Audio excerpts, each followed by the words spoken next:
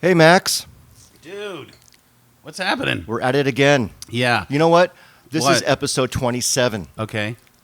On the way down You're here. so fucking excited. On the way down here, okay. I was like, is there any way we can start doing this where I'm remote? Like, can we get the... Oh, you want to do a FaceTime podcast? No, but I want to, like, what if we did a setup where I didn't have to come down here and sit in traffic for 90 minutes and watch a poor, innocent dog on the back of one of those flatbed trucks on the back on the freeway? You know what I'm talking about? Right, and just the kind of dog like was sloshing outside. around back and forth? Yeah, he was running around, and it was so dangerous. And the guy was flying. What would happen if he had to hit his brakes or something and that critter just flies into the sky? Are they strapped down? No. It's making me nuts. And with that You would have to stop the car and rescue the dog. Yeah. Well, I would. I would get out and do that. So I was thinking, I want to do this from home. No. Then I show up and I meet our guest. We got a and I'm special like, guest. You wouldn't have that dynamic. It wouldn't happen. If I wasn't here and I was some disembodied fuck back in North Hollywood, there'd be no engagement. The whole point of me starting this podcast, because I came to you with the is idea. to bring people together. Well, I want to be in a room with you. In a room I don't with want me. you online. I don't want me you on over fucking there. Facebook. I don't want you in don't my want me over- bathroom. Yeah. I don't want you in my bathroom, by the way. What have I ever done to your bathroom? If I make a boom boom in anyone's bathroom, which I rarely do, It's gonna I be- have spritzes. It's true. I have wet Wipes. Yes. You've got a I'm fucking gem. garden hose. Yeah, you yeah. want me to boom boom in your... You're the only guy I know who brings his own bidet to a house. It's in my bag I know. downstairs. I know it is. Well, you got to have a clean ass. Cheers, Max. What are we drinking? Oh, this is wonderful. We're drinking some really good wine. You brought along a Barton Broken Road Viognier from Templeton District. I love Templeton. Yeah.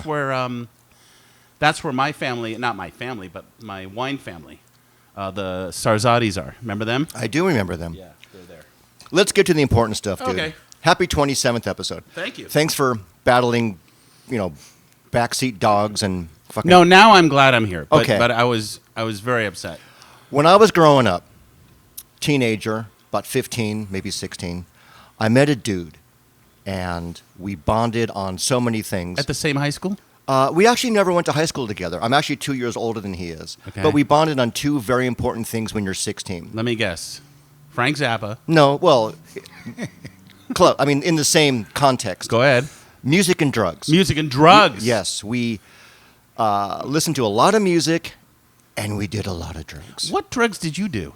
We'll get to that. Okay. Because I did a lot of it with this dude. And this dude comes from also a very famous family. Right. Let me introduce everybody to John Agar the Third. The third. Wow. Welcome, John. Thank you very much. Good to pleasure see you, be here. dude. It's a pleasure to be here, man. This is John's not definitely drinking a trip. wine. He's drinking Red Bull. He's fucking sugar-free He's got Red three Bull. lined He's got up. 3 lined up. Hey, listen, He's going to be jacked in about 10 minutes. unlike you two, wino ain't afraid of nothing except running out of wine, and you kind of look like a young Don Johnson. Have you gotten that? fuck him, Jesus Christ. Are you kidding me? God. I'll go down to my car, see if I have a white jacket somewhere, a white dinner jacket. I'll just take off the shirt and, But he is charismatic and he does have a great voice. I know and he he does look like someone that should probably be also on screen. Well, he's also got a million stories. Well, let's go back in time. Let's go back in time. Let me set the context. We met through a mutual friend. We both had a friend named Alan, and Alan was my best friend. Alan knew John. So through Alan, I met John, and we bonded very quickly. And, I didn't know about John's famous dad and all the Hollywood stuff. I just knew the dude was cool, and he had a lot of drugs. So he brought me into his little bubble, and in his bubble I stayed for a while.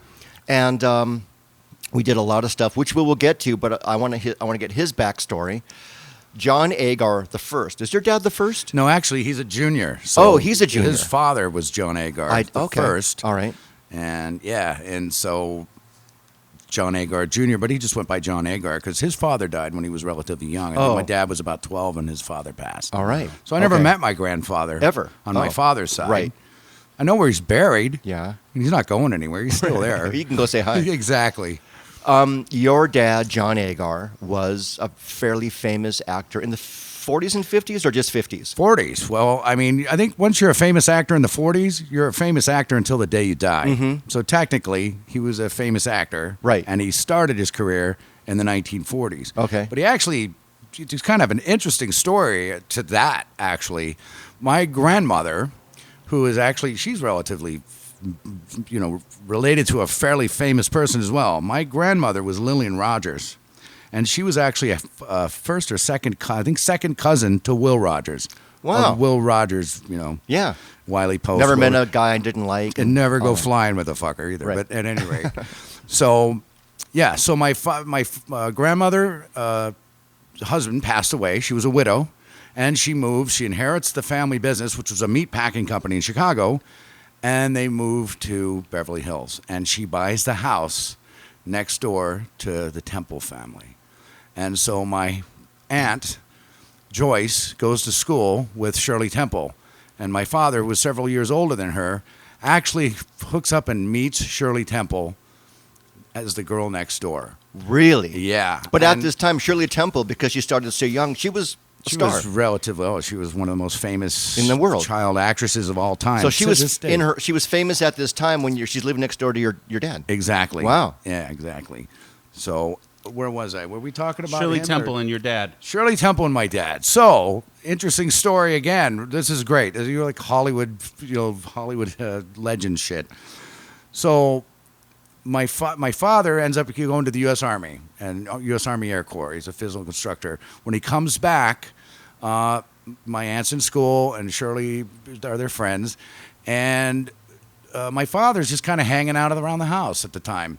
So a guy by the name of David O. Selznick, who's the famous producer who did Gone with the Wind, Right. was trying to pick up on my grandma at the time, who was a rich widow living in Beverly Hills next door to the Temples. Was she kind of hot too? And she was a good-looking lady All right. for her day, but she's my grandmother, so Yeah. let's not even go there. All But right. at any rate, Well, I mean, what the hell? So the long and short of it is that Selznick's trying to pick up on Grandma. Grandma wants no part of it. My dad's hanging around the house because he just got out of the military, like 1946 or whatever, and he's putting he's like the cock block for fucking the Selznick. So Selznick says, "Hey, what are you going to do with your life?" And my father just really wanted to be a golfer or something. Or just a full-time bum and live off Grandma's money, which I would have loved anyway. But he gets in touch with, I guess, so Selznick says, "Hey, you know what? You ought to be an actor. You're a good-looking guy." So he sends him to New York, and he ends up rooming with several other actors, but Kirk Douglas was one of them. And they room and they do. He does summer stock and all this stuff, and he's training. And Selznick's trying to put the move on Grandma for this whole year, and she's not having it. She's not having anything to do with it. So he gets back and comes back to L.A., and nothing really happens because Selznick's not getting the juice from Grandma. And so she ends up taking a frickin' cruise to Hawaii, my grandmother, and she meets John Ford's wife, the director, the Western director. And my old man, not doing anything, he's hanging at the house, and she's talking to him, and she's really bad-mouthing Selznick and talking the whole story. And the long and short is that John Ford's wife says, "You know what? Your son sounds like a nice guy, good-looking kid, and you're a great lady. When you get back, we'll see if we can put a screen test together." And she did. And so my father ends up going fresh out of the U.S. Army Air Corps. It was the Army Air Corps at the time. It was no Air Force. Goes into, I believe, Culver City the studios in Culver, and does a screen test with John Ford. And John Ford was famous Navy guy.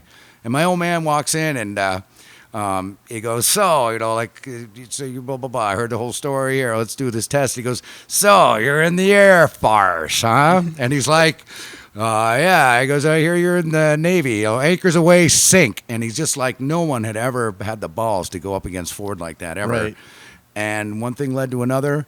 And before you know it, my old man is getting cast in John Ford's Wow. Western Ford Apache. Wow, classic. First film opposite Henry Fonda and John Wayne. Wow. And he falls into it. There's no acting classes. There's no working as a waiter trying to have every audition come. There was some acting classes. Oh, was there? That was but New it was York, the, right? Yeah, but it was the cock block for Selznick. He was trying to put the moves Maybe on that's Grandma. the secret. You so need to he be was, a cock block for somebody. Or- But Well, Dad that's was it. training while living in New York, correct? right, John? but he had no. But and he came back or Yeah. whatever. But he had no. Like literally, it's kind of like.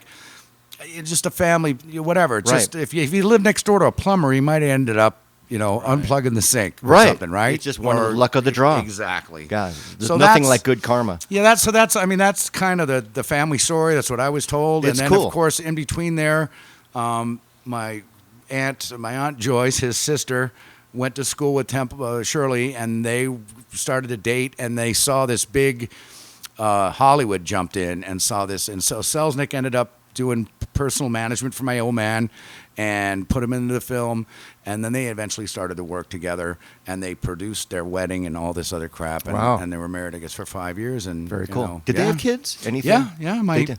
they had one daughter named Linda Sue Temple. Oh, wow. Or Agar, and Okay. then Linda Susan, And you have a brother. and I have a brother. And What's his name? Martin David. But you yourself, you're adopted.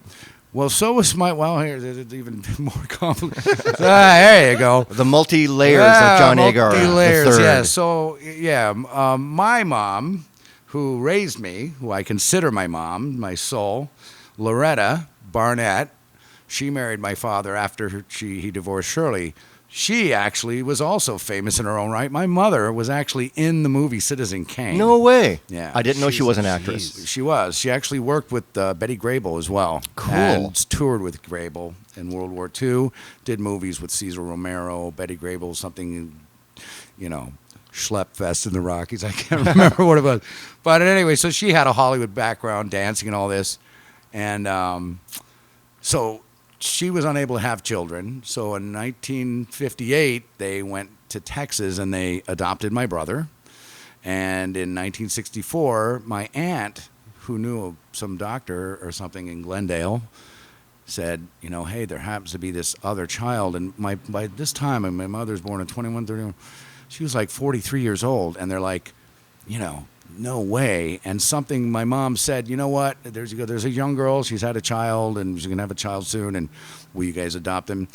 And they had no intention of adopting me. And my mom said she picked up the phone, and her sister called again and said, so Loretta, what are you going to do? And she goes, we'll do it. And it was like one of those things. So Right. here I am, I get adopted and then I'll go back. I actually know I knew my birth mother and my birth father. I knew who he was. I'll get into that if you give me $5. But so imagine this: I go from being put up for adoption, being adopted by not only a famous actor, but given the name the third. Being That's given what I was the going to exact ask. same name. Your brother didn't get the name, you got it. Exactly, which makes no sense. But It's a little weird, right? It is weird. They skipped the first child. that is and strange. gave you- Because and- maybe John Agar the second was like, no, he's not worthy of the name. Right. But once this kid came along, yeah, here he is. This There little it is. cute guy comes. This is number 3. He's now maybe more my son than the other guy. Yeah. Is that kind of true? Nah, who knows? Listen, Is your brother a load? My brother's an amazing guy. Good. My Good. brother. You guys are my- close. Extremely close. Good. Even though I fucking hated him half my life, I love him now so Wow. much I would die from it. I think that happens with age. Yeah. But my father, the real strange thing is my father and my brother were very close growing up, very tight, golfing, just all sorts of, things that they were mutual. Right. But you were And too young I to do wasn't. that. No, I just wasn't into it. Okay. I've never been a big sports fan or anything like that. So I was, close to my mom, and my mom had a fucking great group of really eclectic, artistic friends and shit, and I hung out with them, and so that was it, bonded. But of course, as time goes on, I bonded extremely well with my father, and Right. got real close, and Growing up, did you do a lot of what all the Hollywood kids do? Did you go hang Yeah, I out did a with lot of other blow. Hollywood parties and premieres and Yeah, we did some- Cary yeah, we- Grant comes over for dinner and not quite Cary Grant, but yeah, definitely. I mean, Ernest Borgnine maybe. Definitely. I've met Ernest before. Definitely did a lot of stuff. I mean, you got to remember the thing about, my father's career, it was really huge in the 40s and 50s. Then he was on contract with Universal, did a lot of what become now iconic, legendary films. Clint Eastwood was his understudy Wow. at Universal. So Clint Eastwood's very first film role of ever was a bit part, and it was either, forgive me here, my film friends are going to be, it was either Revenge of the Creature, The Black Lagoon, which was the second in the series, or it was Tarantula, and I can't remember, but it was one or the other, and that was his first role. And so, yeah. And that's when I start to get excited about your father's career. because when I was reading about John Agar, the actor, Right. John's dad, Yeah. I started to see all the films, and I had these really surreal flashbacks because I'm a horror junkie. I'm not so much sci-fi, but I know there were a lot of B movies. Yeah, I was just a junkie, but no. Yes. You got to stop saying "just kidding." You're so funny, and then when you say "just kidding," I can gravitate to your comic sensibility. I don't kid. You got to cut that out. Okay, I'll stop it. Stop that. So it brought me back to when I used to go over. My mom would dump me off at my grandma and grandpa's house. Grandma's upstairs in a coma. My granddad's working insurance all day. He comes home with a 12-case pack of Budweisers.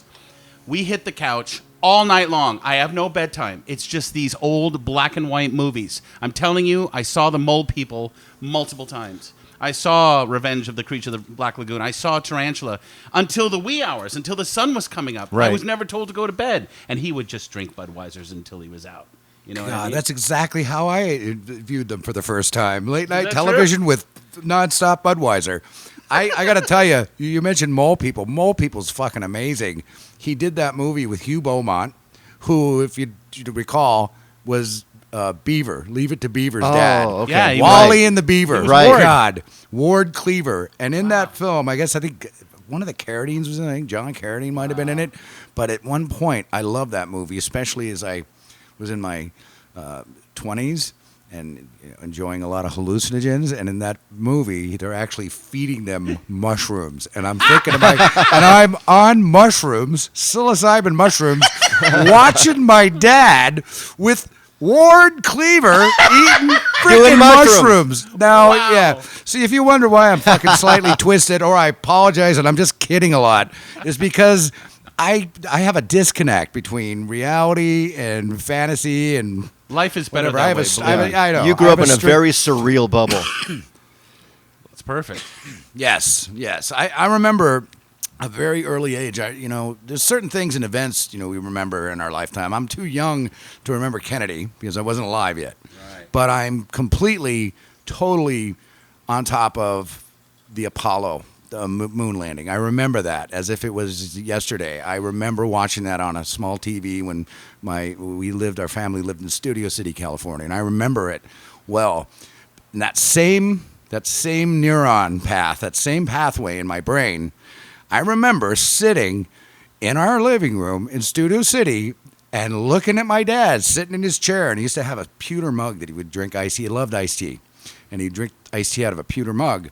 So a big silver pewter mug. And I remember looking at him, and there's my dad, and then I'm looking on the fucking TV, and shit, there's my dad. Mm-hmm. And he's doing stuff on TV, and I'm like, wow. And right there I had there was this epiphanous moment where, there was a mass, like a deep insight and a deep confusion all simultaneously, much like most of my life. Right. Well, Did he explain to you? Absolutely. And, I remember to this day, he'd be looking, and here he is. I think he's like on the Virginian, and he's, whipping some Indians or doing some fucking horrific gunfighting or, whatever, or saving some town or whatever it was. Whatever. But he'd say, oh, yeah, son, that's make-believe. And I'm thinking, shit, make-believe. That's on TV. And here, remember, oh, that's all make-believe. This is the same time I'm watching the same era where I watched the moon landing. Make-believe. You would think I would grow up to be like one of those moon landing deniers, Right. but I believe we a went flat there. earther or something. Yeah, I believe I've been on too many plane trips to not even be a flat earther too. Okay. But at any rate, yeah, it was very surrealistic. Listen, if I'm going to say anything, I'll tell you one of my favorite stories of that time frame and of that era is that there was an old show, and anybody here in the room or listening, you guys even might remember the old show. There was a guy named Bob Barker. Sure. And we all know him from Price is Right. Yeah. But before that, he had shows on TV. One of them was called Truth or Consequences. I remember that one too. Black and white. Yeah, Okay. back in the day. And I guess my father and him were, as I mentioned earlier, if my father hadn't became an actor, he probably would have became a golfer. My father was one hell of a golfer. And, I never could understand the fucking game. I'm a lot like George Carlin. It's like, you got the fucking ball, pick it up, put it in your pocket. There's a great freaking club over here. Beautiful drinks, 25 bourbons. Yeah. Let's go there. Yeah. So at any rate, I never got it. But I'll never forget this. I love this story. I'm going to make myself laugh. I remember we're in the living room again, and my mom's out doing her thing, and there's some big fancy car pulls up on the driveway. Big old fucking boat. These, if anybody remembers those days, cars were made out of 48 tons of steel. I mean, they were fucking huge. You could live in these things.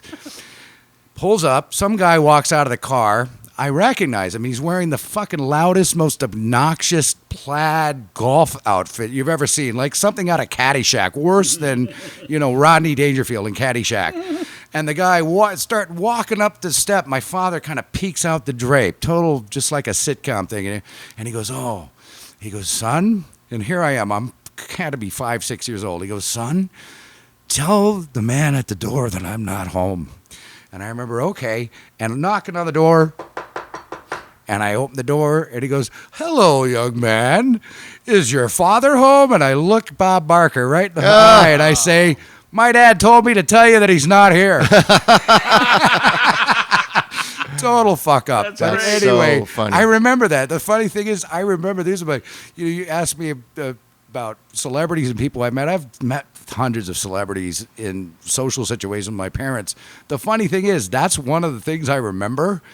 Another thing I remember had nothing to do with my father. One time I was drinking and had one of my many drinking accidents in Burbank, California, and I was at St. Joseph's Hospital, and I'm getting a hand set. I actually had broken a hand. I'm having my hand set. They did a terrible job. I should have sued them. But I'm standing there holding my hand. All of a sudden, there's kind of a little rush flash at the door, and it's like, somebody famous is coming in. And I'm standing there, and all of a sudden, I'm 6'3", and I'm standing, I'm a pretty tall guy. All of a sudden, this thing bumps into my knees, and I freaking look down, and who the fuck is it? It's Hervé Villachez, tattoo from Fantasy Island. Wow. And he looks right up at me, and I'm looking down at him, and he grabs his stomach, and he goes, oh, my stomach. And I'm like, oh my God. And I'm just telling you, these little surreal things. Imagine this. I go to bed at night and I think of the past, and I have fucking Bob Barker and Hervé Villachez sort of hovering around these epic memories of my old man. Wow. How frightening Makes is that? you want to do drugs. Yes. Wow. What doesn't make you want to fucking Really? do drugs? Well, that's actually, I was going to springboard off that. Those are amazing stories. And it's amazing to see you grow up, you're 5 and you're telling Bob Barker to fuck off. And Which is essentially it. I thought that was pretty much. You should have said, you can stay if the price is right. Yeah, right. I guess you got to fast forward like 10 years. You grow up, you go to junior high school. Then I kind of meet you. I meet you through a mutual friend, and I didn't know who your dad was. When I met him, he was kind of an older man. He must have been in his 60s when I came. Oh, I mean, he was born in 1921. So Right, yeah. So now we're talking what, like early 70s now? Yeah, Where are we so at? I guess he was so in we're his talking 50s. 70s. Yeah. Yeah. 50s. And he was always very nice to me, but I have to admit, I didn't really know what really drunk was at that time. But I always thought that he was kind of always, on something when I met him.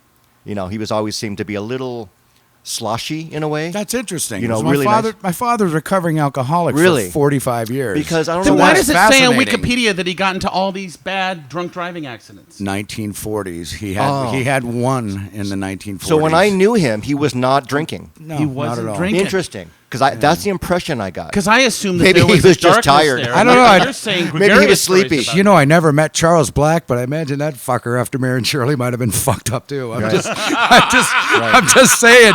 You might have met Charles Black. Oh, hi, Mr. Black, and he goes, "Hey, Lorenzo, what's Right. up there, young fella?" Right. I don't know. I don't know. But no, my he was father always wasn't- really nice, but him and your mom were But this treating is me like really good news really to nice. hear, because my perception was we're going to get to some tragedy with the drunk driving, and I was comparing it to when you were having accidents. Here's the amazing thing about that. Listen, Robert Downey Jr., the guy fucking shoots heroin, Yeah. does blow, ends up in some fucking kid's room in Malibu. Crazy.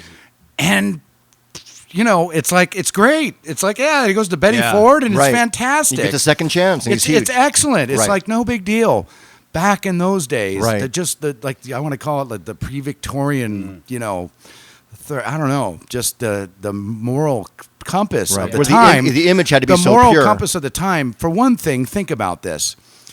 For better or worse, my father drank being with Shirley Temple. Now, I don't know about you, but I've been with some women in my life that were a little spoiled.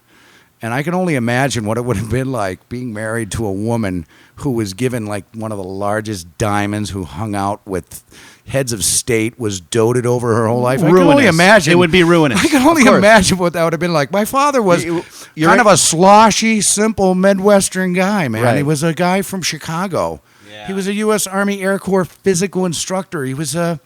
he wasn't a rocket scientist. He was just a simple sort of salt of the earth guy. And he wasn't Mr. Hollywood either. It wasn't what he aspired to be. Right. So I can only imagine what that would have been like. But I guess So he was a good dad to you, though.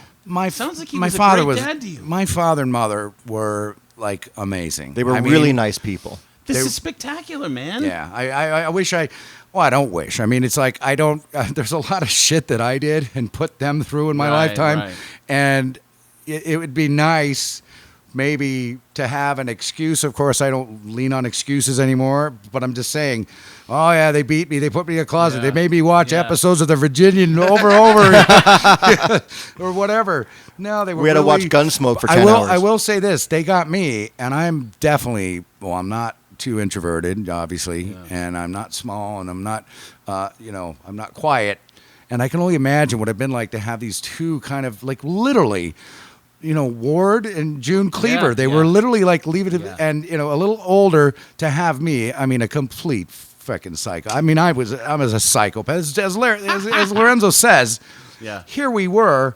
How did you meet the guy? Well, I'm 2 years older than the guy, and John brings some drugs to the party. Like, hey, man, it's like, they always say, like, hey, we really don't want you hanging out with that boy. It's like, and a lot of the time I look back and think, wow, man, I was that boy. Like, I was the one. You don't want your kid hanging out with me, because I'm the one that goes, hey, you know what? Like, look at that. Look at that state. Hey, let's go throw some lemons at that boss. Were you a grimy, long-haired bad boy? A little bit. Yeah. I mean, I went. You were the bad seed. A little bit, but at the same token, though, I think I've always had a pretty good heart. I just literally, always been a bit of a. Listen, I went to private school originally, growing up, and St. In the Michael's Valley? Episcopalian Academy, right next to Harvard Boys. And I just remember, at a very early age, just knowing just a lot of the hypocrisy and the bullshit. Just, I grew up watching the Nixon Watergate thing. I just kind of knew that, you see that, drugs were, I remember they brought a big thing of drugs to the school, the private school that I was at. And they're going, one whiff of this marijuana cigarette will turn you into a raving maniac. And then I meet this hot frickin' blonde chick, and she's like smoking this marijuana cigarette and doing things with her, lips I've never seen since. But anyway, I mean, and you just see this hypocrisy. So I think I've always had a bit of a rebellious thing to me. And the one thing is that even just physical space, when I met you, they had a really nice house in North Hollywood, but there was a pretty cool guest house in the back. Yeah. Where you could just do your own thing and that's where you hung out. You had the guest house in the back. Oh, dear Lord. And that was like a breeding ground With his own separate entrance? For debauchery. So you're 15, 16 with your own private entrance and your own little guest house. That's all a lot of shit happens in that room. Famously known as the Black Door. Yes. Yeah. I went through the black door for many nights of Wow. Definitely. harrowing shit. Some shit definitely went down there. But, that's another thing. It's like, listen, I'm 55 right now, okay? And I'm just telling you, if I had to watch a kid of any age, it'd be like, look, I'd watch them leave the house. I just really don't have time to fuck with you. It's kind of like, don't set yourself on fire. Don't kill anybody. Call me if you're in jail. I just feel like my parents, just like I said, they didn't. It wasn't that they were. It's just they were too old at that point. Like, listen, they go to bed at 10 o'clock. I'm getting up at 11 o'clock. It's like whatever. So I can imagine that. Are you a father? Yeah. Oh, okay. So how many kids do you have? I'd rather not talk. I have a daughter and a Sure. granddaughter. No, I just rather leave them out of it. Leave them out of it. Leave them out of it. I I just didn't know if there was going to be a John Agar the Fourth. That's all. Not that we know of. Okay. Not legally. Not that anybody's actually owning up to. You want some more of that? I do. I need some more wine. Yeah, imagine this. I'm doing this without drinking. You know, imagine when I did drinking, and I drank. You know, my father got a rap for. I was on that drunk driving thing about him. Back then, we were talking publicity, and that's the thing. In this day, he marries Shirley Temple, America's sweetheart. For whatever reason, they divorce. Right. Well, you can imagine some people were not very happy about that. And no matter what happened, if she was the fucking raging bitch or if he was the complete psycho, alcoholic madman, didn't matter. There was some real political shit that went down. And one thing happened when my father had his drunk driving, not only, and you read about it online, when he had the drunk driving, it was turned on him to politically kind of screw him, to publicly screw him. Wow. And there's pictures of my father at Wayside Honor Ranch, which is Wayside jails to this day, but it was an honor ranch back then, where, on a shit tractor. Like literally like how, like, look at this movie star on back of, manure tractor. He could never work again because he drove a tractor in poop. I mean, it's like he can't fight fake aliens and Gilman in a tub no more. It's like, you can't fight artificial spiders in the desert. Right. I mean, come on, Total man. smear campaign. It's just kind of a screwed up thing. So, needless to say, my father's career took some hits on that, but he maintained his working relationship for years. As a matter of fact, later in years, I got to kind of go and hang out with him on some of the sets, and he worked with some fucking great people. As a matter of fact, one of the best experiences I had, probably around 1990-ish, was my old man did a thing with John Carpenter, the director, was a huge fan of my father's. There was actually even in talks of doing a remake of The Creature, and had talked to my father about it, doing something. But what he did do was he made a trilogy for Showtime called Body Bags. And part of the trilogy, David Cronenberg, Roger Corman, and I forgive me, there's another director, they all wanted to be in it. My father played a doctor who does an eye surgery, puts an eye from a convicted murderer into a professional baseball player. And I got to go on the set of this movie. The professional baseball player was played by Mark Hamill. Oh, cool. So my father worked with Mark, and I got to hang out and go to a party at Carpenter's house and meet Mark Hamill. I actually sat with Mark after, this is in between, after the first 3 Star Wars and in between now, and just hang out in fucking John Carpenter's backyard and just have a meal with him. Just have drinks and a meal and just hang out. Just a nice, great guy. I think back today, I should have had him signing every fucking inch of my body. Right. And mimeographing Every movie poster you could But it was find. great. That was one thing. Then he did another thing. He did a thing called Fear with Ali Sheedy, who was big in the Brat Pack, and he did another movie I was a big where my fan of father hers. plays like a serial killer. And at 70 freaking years old, he takes a shotgun blast, special effects, and does it him fucking self. Right. Cracks 2 ribs and goes and takes another take. Wow. He does another film with a director by the name of Steve DeJarnay. Did a film called Cherry 2000 with Melanie Griffith called Miracle Mile. And the movie was with stars Love that film. Anthony Edwards and Mira Winningham. My father plays, blown away and when I saw- my father plays Ivan, the Oh, grandfather. God, yeah. Oh, I And absolutely remember. that. If you haven't seen I want to that, revisit I have all not. these I want to films see now. that one. Lorenzo, if you haven't seen that, I have because not. my father's a little older then, Right. but you Right. got to see that because It's that's He was a very- badass. Very intense, surreal Interesting film cat. Wow, with interesting. With an apocalyptic ending, yeah. All right. yeah. And then he did another film called Nightbreed with Right. Craig Sheffer. Yes. Where yes. he gets tied up with Christmas lights and set on fire or some shit. But it's like, so he had all these parts, he had these roles all the way up And until are you the time thinking, he passed. my dad, and I love him so much, but he's a badass. My dad is this really cool, badass guy. When you really say it that way, my father, fortunately, for whatever reason, didn't beat me senseless growing up. But my father was a physical instructor in the U.S. Army Air Corps. Really? A physical instructor. Not so in like other a words, drill sergeant kind of guy. like a drill sergeant. Really? He's the guy that's physically making sure that you can rip the fucking head off Wow. the enemy when he's taking your gun and your He was bayonet. so docile and sweet when I knew him. My father was A badass. Yeah, I mean, badass in the sense that he was physically bad. Right. But my dad, God, was the most just calm, peaceful, just nice guy. But I think that's what comes when you're a badass. You don't need to act like a badass. If you really can Right. If you are a badass, Right. you don't need to, oh, come here, pilgrim. Yeah, right. Right. Well, he wasn't insecure. just He saying. knew who he was. Nah, but yeah, That's he was cool. he was a good guy, man. He was just That's great. I'm so grateful to have had parents like them. Well, probably gave you the basis to be where you are now, given a lot of the avenues that you went down after, let's be honest, we were friends for like 3-4 years, like, I don't know, 15 to 18 or 19. Mm-hmm. I went off to college, and I actually I got out of drugs. We did a lot of drugs, and we Yeah, shared are that we in going to common. find out what the fucking drugs are? Is Well, it everything?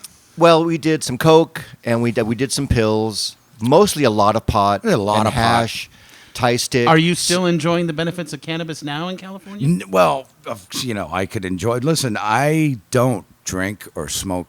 Do So you drugs don't do anymore. anything? I don't do anything. No. But he went into it after I left, and I gave it up to be. I wanted to be I couldn't play drums on it, Right. And I realized if I keep on doing drugs, I'm not going to be a good musician. So I better quit. So I did that. I quit. John didn't, and then we kind of parted ways. I went off to college, and I got really into music, and there's nothing personal. We just kind of didn't have the drug thing in common, but. You can tell your story, Yeah, I want to It's know. real How simple. you- Look, you sort of went down a different road. My thing is real simple. In around the 1981-82, during the Colombian crime wave, right? Don Johnson's show, right? During the, hey, do I look like, we need a camera here. Do I look like a young Don Johnson? Holy shit. Anyway, Do you see Don Johnson? Absolutely not. absolutely not. Not even close. Like, you look like my Uncle Morty, so You know. shut the hell up. Maybe I didn't know saying you look like Don Johnson. not was at an all. insult. No, maybe a little Don Knotts, but that's All right, it. go ahead. So, God, I just had a total. That laugh is insane. I thought Chester Cheetah was sneaking up on me for a minute. Excellent. Excellent, yes. So, go on. Okay, there we go. So my drug thing sort of started during the Colombian crime wave, right? What happened was real simple. We did some blow. I think when we did blow, when we were growing up, 16, 17, 18, it was about 100, 120 a gram. Well, And we had no for money. we had no money. We had to steal money out Fucking- of purses and whatever. Yeah. So, whatever. Anyway, what happened in my story is that I all of a sudden, at around the same time when Coke was running really good cocaine, not this benzene washed shit, but this Peruvian flake, ether washed, amazing medical chemistry, God, cocaine was coming in.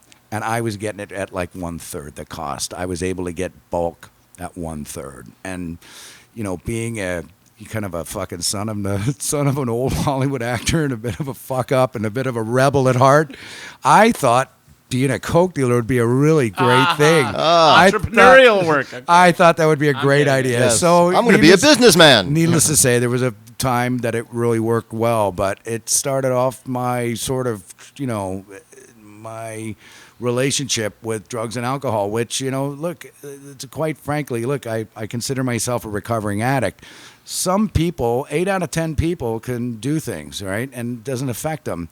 2 out of 10 have like an allergy or have something else going on. And I just happen to be one of those 2 out of 10. For a lot of years, drug and alcohol were like the solution to all my problems, not the cause. Like they were actually, I used drugs to numb another part of my head that, so I wouldn't say they were a problem. I had the problem. And I just become one of these people that just can't drink or use.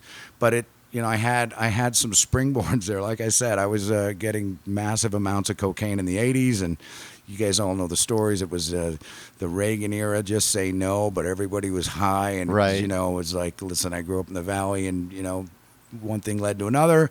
As time went on, I would tap dance in and out of different professional endeavors, which I've done well. I mean, I've worked for some, technical companies and, technology and broadcast television control and so on and so forth. But I always had this pattern of fucking things up. And I'd look around me and I'd go, why are things screwed up? Like, this doesn't happen to so-and-so and this doesn't happen to so-and-so. It came down to a point in my life where I realized I derailed myself at critical points in my life, and it was usually due to large amounts of coke or opiates or alcohol or whatever, or just inappropriate timing. See, the one thing is somebody normal has a good sense of timing. sit down with a friend, have a little podcast, drink a little wine, hang out. Whereas an addict goes, hey, it's 2 a.m. and, I got to be at work at 8 a.m., but there's a half a pound of fucking cocaine over here. It's like, what are we going to do? And so that's my story. Just at some point, you were functional, but you fucked up every job you had. Highly functional, but at some point it becomes dysfunctional. And as I've come to kind of find out that I'm wired, most addicts, alcoholics are kind of wired differently. We're wired differently in the way we think, the way we feel, the way we emotionally process things. And for a lot of years, the solution to me, my problem, was the drugs. I could use enough drugs to get me high. I could use enough drugs to mellow me out. I could do the right balance or the right chemistry set, solution to keep me numb. Or do you follow? I do. But at some point, that stops working. You Right. put so much. I equate my. You think you can have a balance, He's but you doing really amazing can't. handwork, by the way. Yes, he is. I equate my drug use. Right, he could be a rapper, actually. I equate my drug use to the old Disneyland ticketing system. Does anybody remember this? You were Where on an used to- e-ticket all the time, Where right? you used to have A, Yeah. B. A ticket is like where you walk in, some guy kicks you in the fucking side of the head. B ticket gets a little better as you progress. I've just kind of ran out. At some point, I ran out of my e-tickets. It stopped being functional. And it started to where the drugs actually was what you see with a lot of people. The drugs actually started to drive me down. It was really clear that, I was smoking opium and just doing all sorts of crazy shit. It was real clear that one day I just woke up and realized, hey, the reason you're divorced, the reason you don't get along, or the reason you get fired is this shit that you did when you were fucked up. Or, you know what I mean? And at some point I realized that there wasn't the world doing anything to me, and that there was something I was doing to myself. And so I found the solution. I mean, I found, I sought treatment and I stayed in treatment. Not that I hadn't been exposed to treatment many times in my life. There is, listen, I've had some legal things happen to me. My parents would throw me in a feckin' fancy rehab. I'd beat the legal thing, I'd come out. Same thing, kind of a dance in and out. But God willing, I'm very happy. These last 9.5 years now, I'm very pleased. That's great. And you're alive. You didn't, have a heart attack, a stroke, and you didn't OD. So 9.5 years ago, you were done with all of it. Well, that's You how it came out the eventually- other Is side. that through Yeah. therapy? Did you finally have a rehab center that clicked? I went to a rehab center and I fucking actually did what I was told. I Okay, had so been you to finally some- took it seriously. I'd been to some of the best in the world and I never did what I was told. I finally did what I was told. There's an old saying says I became sick and tired of being sick and tired. Yeah. And I just changed everything. But not until, and like I said, I didn't think I would talk about it much, but I guess it's, like I say, I ended up literally dancing with every aspect of drug abuse, from the fun and the socially cool, like a couple lines and some clubbing, to literally injection. I mean, I did everything. I fucking did everything. I've been in jail. I've been arrested. I've had, luckily I never did any long, serious time, but I had a lot of experiences, some assault charges, just had some really wild things, had some charges happen to me that could have landed me in jail for long-term time, and was lucky enough to beat them, having to do with substances, possession, sales, so on. Wow.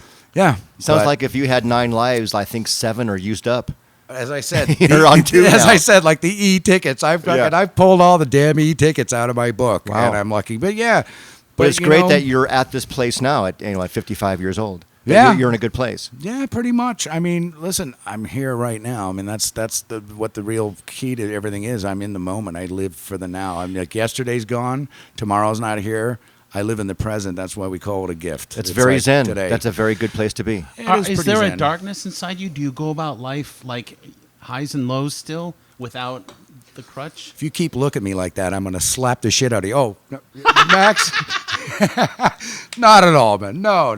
I obviously, listen, we already kind of talked about when you got fucking Bob Barker in your face at 5 years old, you're going to be a little off kilter. When your father was fucking married to Shirley Temple and was starring with fucking Henry Fonda and John Wayne when he was 26, and you're at the supermarket, and some pretty decent little lady comes running up, grabbing on your dad's pant leg, and it throws things off. So being an addict, I guess, like I say, I'm a firm believer that it's, as I said before, the problem that existed in me existed prior to the drugs or alcohol. That the drugs and alcohol I used over the course of my life were the things that I used to control my symptoms.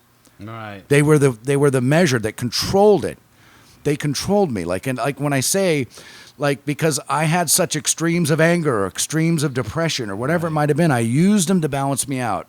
So when you ask me if I'm darker, probably no darker than you. I mean, how many people did you want to kill on the way over here on the freeway? Yeah. Right? And another thing, at the beginning of our podcast, you guys were talking about the dog. Yeah. And that's horrible. I love animals. I totally love them. And if I see somebody, but I also realized, I'm a follower of politics and the law. Do you know they just passed a law in California? That 7 years. Roadkill. No, you can pick up roadkill. I thought it was 7 years for animal cruelty. That too. So but here on one hand, you can now pick up roadkill and eat it.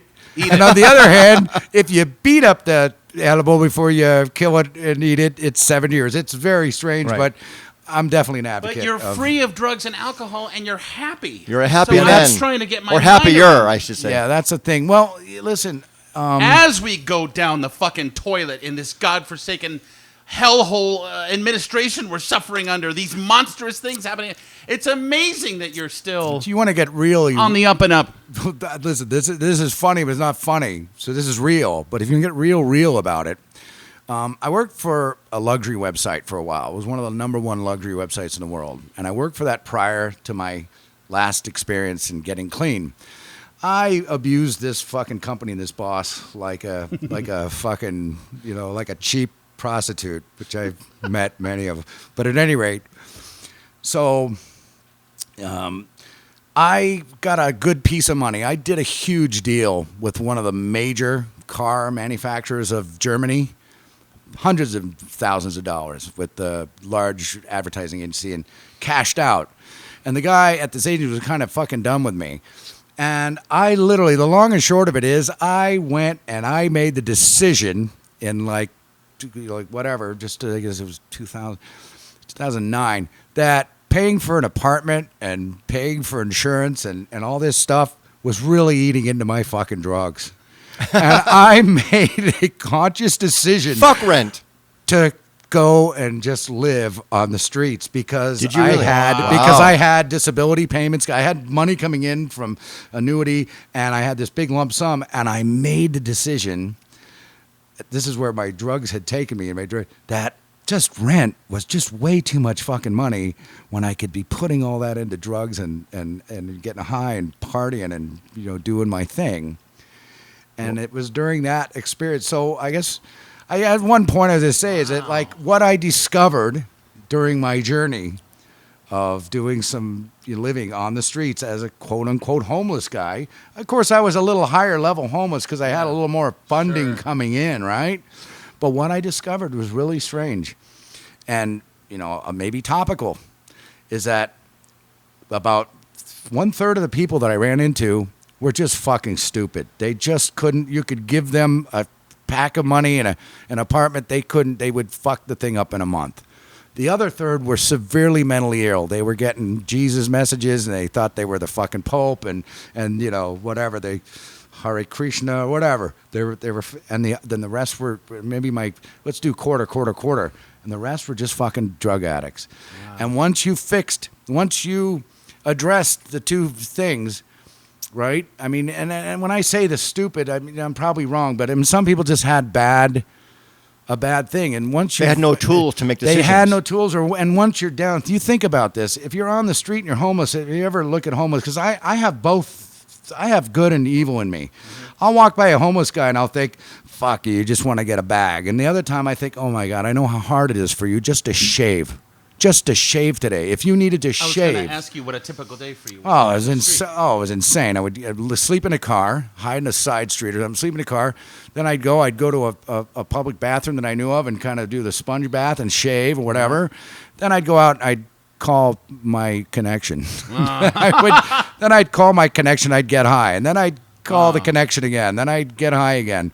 Then I would go eat something, usually something cheap. Then I'd get some, and it was just a repeat and rinse, repeat. But you had a car, so you were sleeping in the car. Yeah, I had a car. I just chose not to register it for a year, and it was crazy, man. But you must have been scared the entire time. I wasn't. Do you know what's really funny? What was your weapon of defense in the car? Oh, we're not going to go there. But I am my own weapon of defense. Okay. But what I will say is this: is that what I'm going to really get really real here. Okay. Because I've been totally fake this whole time. Who the hell who's John Agar? Never heard of this motherfucker. The fear that I had felt my whole life of living in a home, of paying rent, of keeping a good career and a job, that was my fear. When I had none of that anymore and I was able to survive on the street, I became fearless. Okay. I lost all my fear. Wow. I lost all my fear because the worst thing I could fucking imagine was not having, a home, a bed, a TV. And when I threw all that shit away, and by choice, it wasn't like, oh my God, literally something freed me up. Then as time went on, I realized how fucked up it was. Right. And I just realized how insane the fucking habit trail, the rabbit, the merry-go-round of my drug use. And it was so obvious. Listen, anybody that's addicted severely to opiates, it's no joke. Look, cocaine, methamphetamine, alcohol. Well, alcohol could pretty much kill you too. But you could pretty much get off, you just need to detox and get away from them. Then there's the mental mind fuck of it. But literally, heroin, you're literally physically sick. Right. Opium, you're physically sick. Opiates, Oxycontin, all that shit.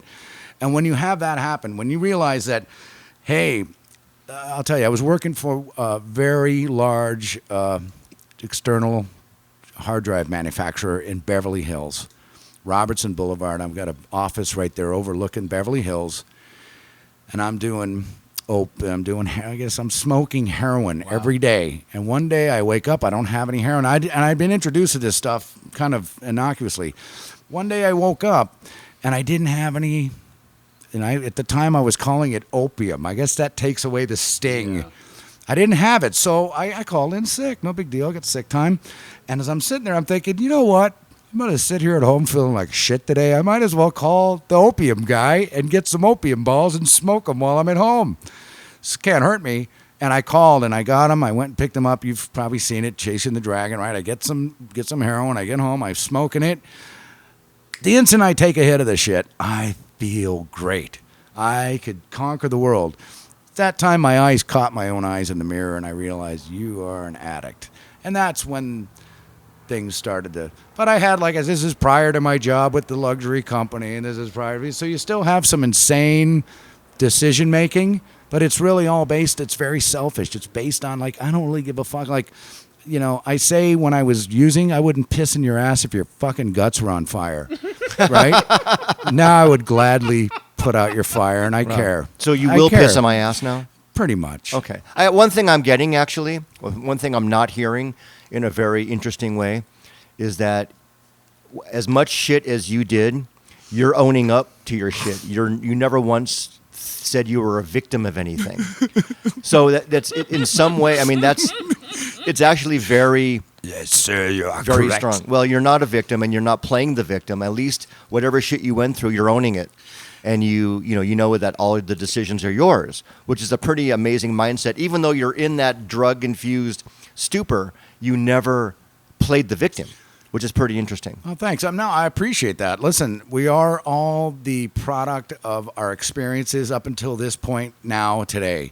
And, obviously there are some things called luck. There are some things called preparation. What do they say? I think what is the old saying is luck is where presentation and preparation or whatever meets propagation. Whatever, I forget what it is. Prostitution, which is, I'm a firm advocate and believe that prostitution should be legal everywhere. But at any rate, it already is technically. But no. Yeah. I digress. My friends know. Look, some of my friends, I told you the game. One of my friends, we have a. They think I'm fucking hilarious, which I have no idea why. But we actually named our clan. We have a gaming clan, and it's called Hookers and Blow, but in Latin. Perfect. But in Latin. So? And they get a kick out of it. Like I say, look, excuse me. I wouldn't change anything that's happened to me, although.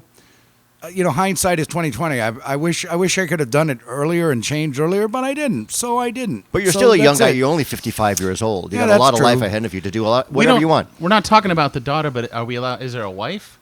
No, I'm divorced. Okay, but you're- no, there's got a but actually her name is Laura, and I love her to death. We are closer now than when we were married, and Oh, good. Yeah, that's it. I mean, what can I say?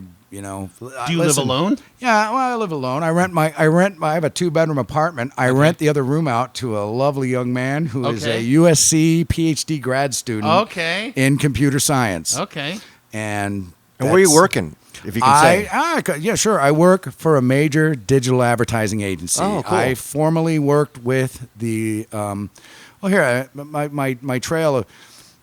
When I was getting clean and sober in a treatment center, I actually applied for a position. This is after I had worked for the luxury company, which was major advertising. And you applied in the treatment center? While I was living in a treatment center in Koreatown, I applied for a job at an ad agency in San Pedro, which turned out to be Walker & Walker Advertising, where I was hired by 1-800-THE-LAW-2 and Los Defensores, where I was overexcelled at what I did. I was excellent. I was there for 4 months, and what happened is Marianne Walker, the one that's on the TV, at the time was trying to open up Nevada and Chicago, and she hired 2 people to do it. And at the time, they decided we're not going to do it. Like, they're not going to do that. So we got laid off, which was fine. That was the first. I was still living in a treatment center, but I was taking a bus every day from Koreatown to San Pedro and back every day. Insane. That is insane. So I get an incredible review from them. The VP and everybody writes up, this guy's fucking amazing. The only reason he left is because we're not doing this other project. And so while I'm in this treatment center, I think, well, maybe I'll try getting a sales job, as I'm good at sales. So I work at just apply for a job at the LA Times. I didn't realize what it was. It just said, hey, we're looking for outside reps, blah, blah, blah, yada, yada. And I apply. And, obviously this is Tribune Corporation at the time. Tribune Media was the second largest media company in the world at the time. And the guy calls me back. And I go down there and I interview with them. I'm at the table with the general manager, the vice president and everything. And they say, great, listen, we're going to have you come in. We're going to have you in an outside position. You're going to need to drive your car. And I go, oh, hey, I'm sorry. I don't drive. I don't have a car. So it's too bad, blah, blah, blah. They go, really? I go, yeah, I go, this is great. I would love to work here. You guys are fantastic. I really blah, blah, blah. I leave, and the next day I get another call, and it's the thing. And I had to buy a suit for this interview. I didn't have a suit. I was living in a treatment center and whatever. I get a call back, and it's the HR guy, and Scott, and he says, hey, can you come back in? I'm thinking, what the fuck? Did I leave that little handkerchief bullshit out of the suit there or something? Like, what did I do? They call me back. They like me so much that they actually had a position open in their corporate accounts division, and they said, "Look, would you be interested? Would you consider taking this?" And I said, "Yeah, I'd consider it." They go, "Well, look, we're gonna have an interview with the manager tomorrow." I go, "Okay." So I go back and interview with the manager. I said, "Yeah, I'd consider it." I go there and I'm talking to him, and his name is Sean. We're good friends to this day. He's no longer there, but he's describing the job to me. And I'm thinking to myself, excuse me, sir, excuse me, why aren't we talking about what I bring to the table and who I am? He goes, we're just trying to see if you'll take this job because the VP said to hire you. Wow. And I'm thinking, man, I live in a treatment center. I've got mass fucking shit on my record, bad credit. I had credit 100 credit score, negative. It was horrible. And I get this job. I work at fucking Times about 3 years, and I was the quarterly earner. Wow. Of a team of 250. I was one of the top earners. That's fantastic. And are you thinking to yourself, wow, look how far I've come. Look where I was in this treatment center. Now you're, going up, not the ladder, but you're just at a better place. Was that part of the... Your personality has to get you everywhere, right? It's You're a good attitude. people It's person. unusual. But was that You're the really first- good with people. Yeah. You're interesting. And not you're sure some of yourself. Snora. Do you know what it was? Well, that's funny you say that. It's like, But it's also a combination of being real and a little bit of bullshit. You know how to bullshit pretty well? You have to. Yeah. I mean, you have to. You have to make it colorful and entertaining, I guess, to Yeah. some extent. But I guess what's really funny when you say that, yes, when I'm sharing with you two, and you're my old friend, and I've just met you, and you're a fucking voiceover guy selling potato chips. No, amazing, which is amazing. I'm like, oh my god. I told you I have a friend that was a voiceover guy. I know what it entails. It's an amazing career. You guys are artistic. So when I look at what happened and how it happened, I guess. I guess, yeah. Like, it's pretty much a miracle. It's like I went from fucking living in a car doing dope every day to getting in a treatment center to working for a corporation like Los Angeles Times. I mean, that's a huge freaking name. It's an American. Right. It's an institution. Here I was. I'm still a hard copy subscriber to the Times. There you go. That's amazing. I've sold. You're one of the ads. 10 left. So, and here I was selling ads and pages, and I'd get it home and I open the paper, and these are my clients and blah blah blah. So yeah, it was amazing, but I also felt like humbled. Like I felt humbled. I felt there was like it wasn't me that there was something else at play. Oh, and interesting. and I also I mean, say not that, higher power stuff in a way, or maybe you could say that, or just I don't know. But I'm not gonna listen. Doesn't God deserve a television set? But doesn't God deserve a Ferrari? I mean, I don't know. I can't equate it. I could just say that it wasn't me. Like, do you feel good about it? Like, I think it's amazing. Like, yeah, look at it from outside, it was fucking crazy. It was amazing. I get this job at Walker Advertising, 100 the Law too. I think this is great. I'm doing lots of sales with attorneys, making great money. All of a sudden, I was able to bank $32,000 in 4 months. nice. Yeah, from And living I'm in a sorry, treatment by center. now you have a car again, right? Because you were sleeping in your car. Well, then no, you went to the interview. You didn't have a car. Well, I sold the car when I went into recovery Right. for cigarettes. So- I needed oh, cigarettes. geez. So how are you getting around town? Oh, I was bussing it. It was amazing. It was insane. RTD? Or is it RTD. Metro now? Oh, Metro. It was a goddamn gas. I was on the fucking, on the subway and just in the mix. And here, listen, all my life, drugs and no drugs and the whole thing. I always had good cars, Corvettes and Z's, and just always had great cars. And all of a sudden, when I did this dive, I was living in a Blazer. I bought the Blazer because I needed something to sleep in. I didn't want to be cramped into a frickin' that makes sense. in a Honda. So I sold the Blazer because, of course, but I did the whole trip. That was part of my recovery was literally living on the ground, like living just unwatched. Like here I was, like I'd be, and as part of my thing with the treatment center, I ended up being part of like residential staff there, Right. and helping a lot of people. And where I was at the time was called the Mary Lynn Foundation. Had a lot of people literally right off of Skid Row, right off of Skid Row, all types, all classes, races, everything. And I really got to just really meet everybody. And I remember going everywhere. I mean, we would go down. I remember going down to Watts and being shocked that the shopping center was covered with barbs, like steel fences. But I was in there. Like I was taking mass transit. It was a very freeing experience. It was a very interesting experience. You know what? The bottom line of all of this, it's quite an amazing journey, but you actually are, it's a story of hope. It really is. If anyone's listening who is down or drug addicts or knows someone, it shows what you can become.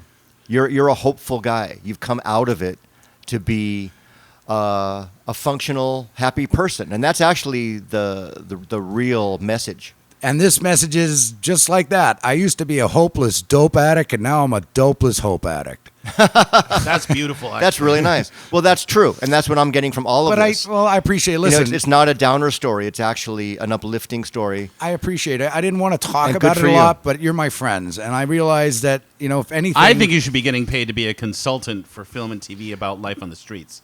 That's a great idea. Well, there you go. Absolutely. You could be a complete... Because we have to cram all this shit in for 1 hour, but I bet if we got down and dirty, no microphones, you really let it rip. You could be a great public speaker. You would put us right there in the streets. Max, I got some fucking Laura Scudder's potato chips in the trunk of my car. I want you to sign them before we leave.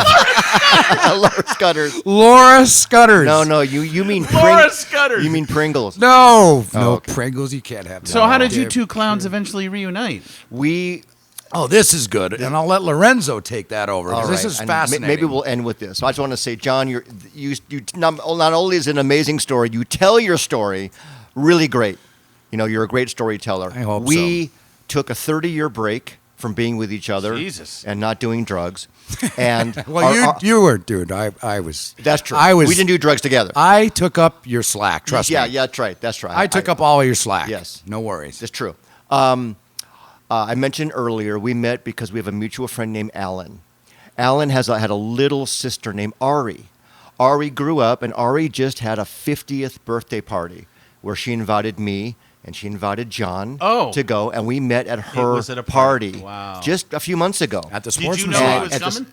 I did know he was coming, Wow. and we haven't seen each other for 30 years. Were you nervous to see him again? Not at all. I just didn't know what it was going to be 'Cause like. I don't ever want to see people. I was from the open past to come whatever in. John would become. I didn't know a lot of the backstory because when I left and went to go do music and went to college, there was no cell phones and internet, so we just kind of, Much easier to fall completely out of touch. we sort of fell completely out of touch. It was never personal, Right. but I'm telling you, the moment he walked in the door and we saw each other, it was like 30 years had not passed. Yeah. And then we had the best night together, shooting the shit and reliving everything and getting to know this dude.